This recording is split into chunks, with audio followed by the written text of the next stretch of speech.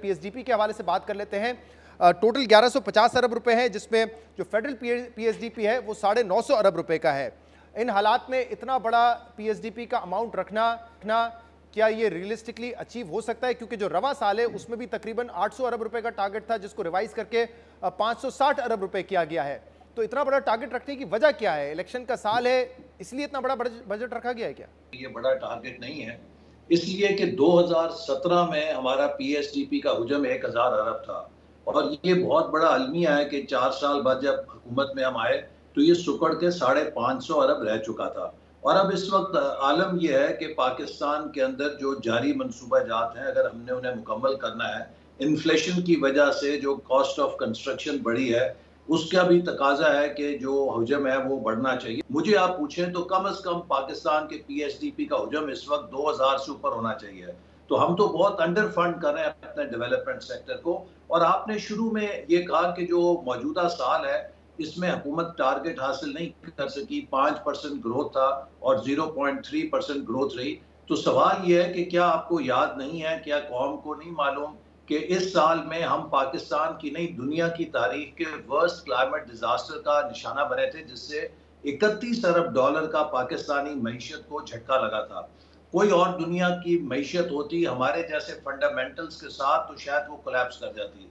हमने पाकिस्तानी सोसाइटी ने, पाकिस्तान की इकॉनमी ने बड़ी रेजिलियंस का मुकाबला किया। लिहाजा जब भी ऐसी कुदरती आफत आती है तो हर कॉन्ट्रैक्ट में फोर्स मेजोर होती है, जिससे कि जो टर्म्स ऑफ कॉन्ट्रैक्ट हैं उनको आप छोड़ देते हैं। इसी तरह जो टारगेट सेट किए गए थे साल के शुरू में वो एक नॉर्मल ईयर के लिए किए गए थे, लेकिन जब 31 अरब डॉलर की पाकिस्तान को हिट पड़ी तो उन टारगेट्स का असल नंबर्स के साथ कोई मैं नहीं समझता ताल्लुक। और ये मीडिया को, लोगों को अवेयरनेस देनी चाहिए कि it was not a normal year. और आपको एक्चुअली अप्रिशिएट करना चाहिए कि हुकूमत ने इतने बड़े डिजास्टर के बावजूद मईशत को बिखरने से बचाया। ऐसे साहब, जब ये बजट पेश किया गया था पिछले साल और उस वक्त तो ऑब्वियसली क्लाइमेट डिजास्टर नहीं हुआ था, फ्लड्स नहीं आए थे, तब भी हमने उस वक्त के finance minister doctor Miftah Ismail साहब से इस पे बड़ी बहस की थी कि ये तमाम नंबर्स अनरियलिस्टिक लगते हैं। जितना करंट अकाउंट खसारा है पाकिस्तान का, अगर आप उसको स्लो करेंगे तो आप उसको कम करना चाहेंगे तो पाकिस्तान की इकॉनमी को स्लो करना पड़ेगा। तो 5% टारगेट अनरियलिस्टिक है ग्रोथ का।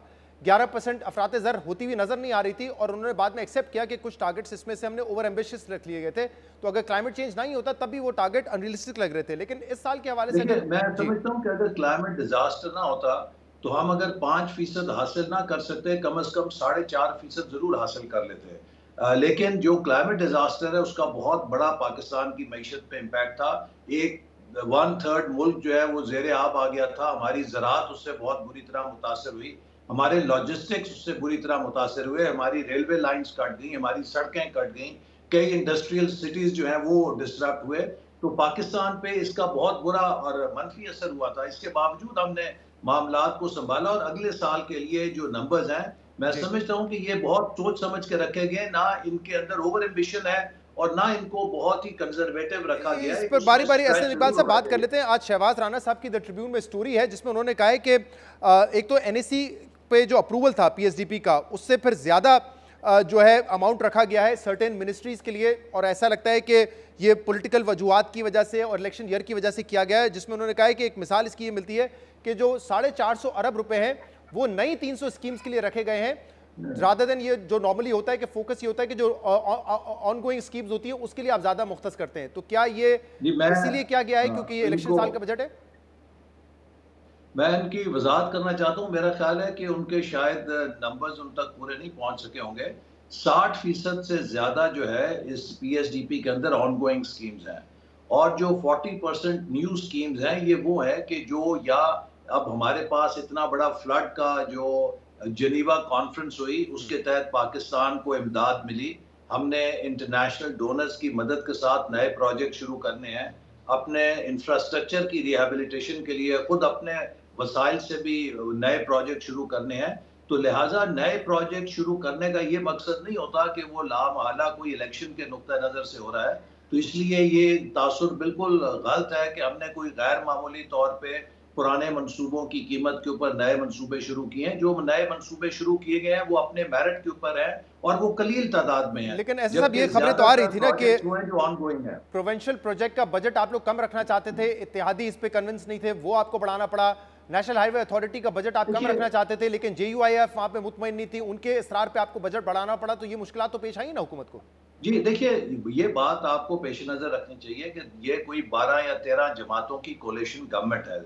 ये एक आम एक सिंगल पार्टी की हुकूमत नहीं है, और जो हमारे कोलिशन पार्टनर्स हैं उनका ताल्लुक बहुत पसमानदा इलाकों से है, ज्यादातर बलूचिस्तान से ताल्लुक रखते हैं।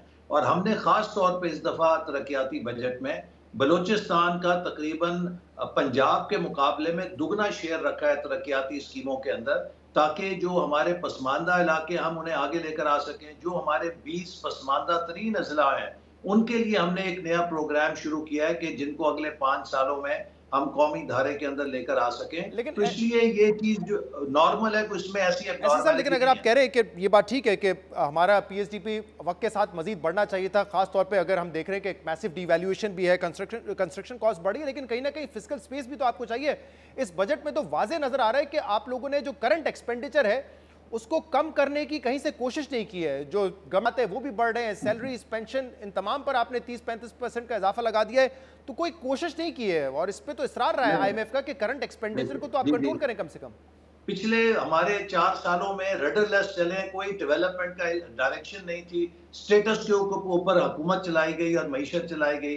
अब हमने एक्सपोर्ट को फोकस किया है, IT को, पाकिस्तान को फोकस किया, एनवायरनमेंट को फोकस किया, एनर्जी को फोकस किया और इक्विटी और एम्पावरमेंट को फोकस किया। एक हमारा फ्रेमवर्क है जिसके तहत अगर हम इस मुल्क को चलाएंगे तो इंशाल्लाह 3 से 4 सालों में हम ना सिर्फ एक स्टेबल प्लेटफॉर्म पे आ जाएंगे बल्कि एक हाई ग्रोथ ट्रैजेक्टरी की तरफ जा सकते हैं। और दूसरी अहम बात देखिए, हमने आउटलुक 2035 भी पेश की NEC को। अगर हमने बिजनेस एज यूजुअल जारी रखा तो 2035 तक हम राइट ऑफ हो जाएंगे, लेकिन अगर हम अपने पोटेंशियल के ऊपर चलें तो 2035 तक हम $1 ट्रिलियन इकोनॉमी बन सकते हैं, गुर्बत को हम नीचे ला सकते हैं 15% से, और अनएम्प्लॉयमेंट को 5% के ऊपर ला सकते हैं। पाकिस्तान एक फास्ट ग्रोथ इमर्जिंग इकोनॉमी बन सकता है। तो हमें बहुत से फैसले करने